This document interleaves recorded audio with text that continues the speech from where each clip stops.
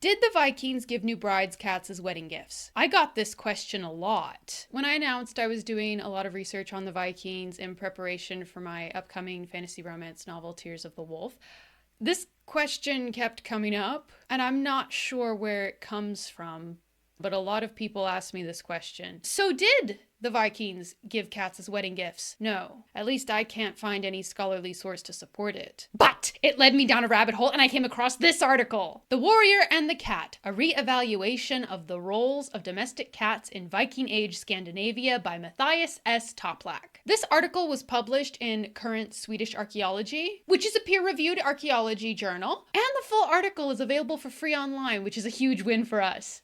The article is very dense and uses a lot of technical language, but I am going to be summarizing and giving some highlights about what Toplak tells us about the Vikings and their relationship to cats. I am going to be discussing the fur trade and a lot of animal death, so be warned. You're still here? Okay, so the Vikings did have cats, but they seem to have been somewhat exotic. Scandinavian cats were descended of the North African and Southwest Asian wild cats that became domesticated.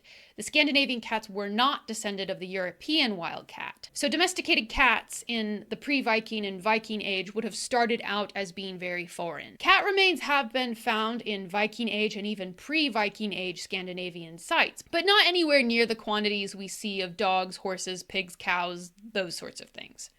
Cat bones are more fragile and harder to preserve in the archaeological record, but they still aren't appearing often enough to be at parity with these other animals. We do find more cats the later into the Viking Age we get, so the cats were spreading. We have assumed that cats were associated with the goddess Freyja, because Snorri Sturluson said so. Unfortunately, we have only Snorri's word for that.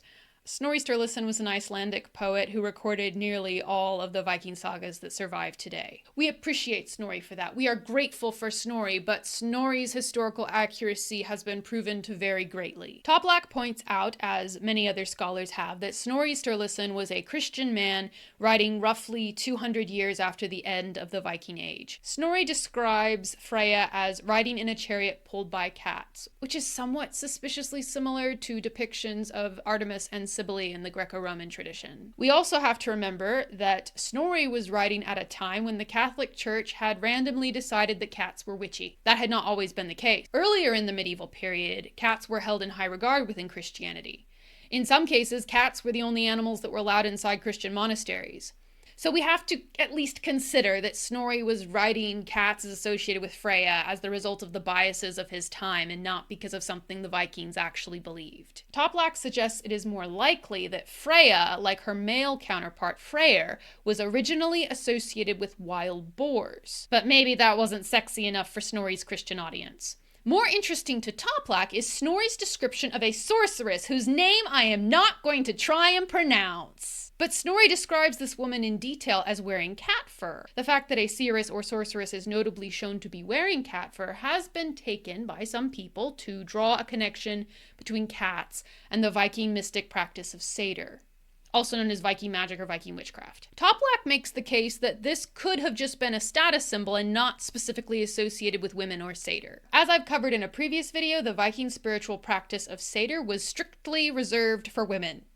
If you were a good Viking man, satyr was not something you were ever supposed to be associated with. If cats were associated with satyr, the way weaving was, for instance, you would expect to see cats consistently identified with women. But cats are often found as part of grave goods. And if cats were associated with satyr, the way weaving was, for instance, we would expect to primarily find cats in female graves.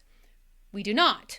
In the pre-Viking and early Viking era in Sweden, more than half of the time they are male burials. About a third of the time they are female burials. As we get closer to the middle of the Viking Age, it roughly levels out to be 50-50. From the 9th century onwards, still in Sweden, about 14% of the time cats are found in infant and juvenile graves. Sometimes the cat will be the only thing in that child's grave. Cats being included as part of the grave goods in Sweden does seem to indicate that they could have had some occultic function We're not sure. But the possible mystical connection does get weaker the more you look into it. In Hedeby, which was a Viking settlement located in modern-day Germany, there is lots of evidence that cats were being harvested for their pelt. We know that these cats were skinned because of cut marks that are found on their skulls around the snout, as well as the distal ends of the long bones and their pelvises. Cat skeletons with the marks of having been skinned have been found at Viking sites in Ireland, Scotland, England, and Denmark. Surviving law codes from Sweden and Iceland talk about how valuable cat fur was. There is a lot of evidence saying that the Vikings liked to skin cats and wear them. But for some reason, the Viking settlement of Birka was an exception to this. Birka was trading in a lot of fur, but for some reason, at least up to this point,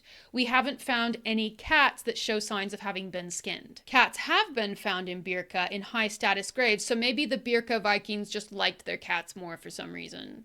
We may never know. Toplak concludes the article by saying you can't make broad generalizations about the relationship between Vikings and cats because there is too much conflicting evidence. We have found cats buried in what appears to be ritual sacrifice.